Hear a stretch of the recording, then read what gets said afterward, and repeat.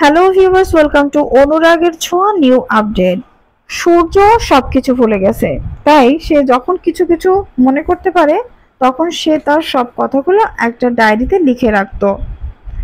হঠাৎ সেই ডায়েরিটা উর্মি চুরি করে নিয়ে কুন্তলার হাতে তুলে দেয়।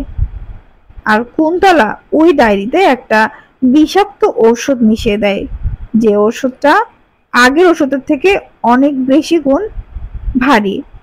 এই ঔষধ হাতের মাধ্যমে সূর্যের ব্রেইনে প্রবেশ করতে পারবে, যার জন্য উর্মি শকুন্তলার কথা মতো ওই ডায়েরিটা সূর্যর হাতে তুলে দেয়।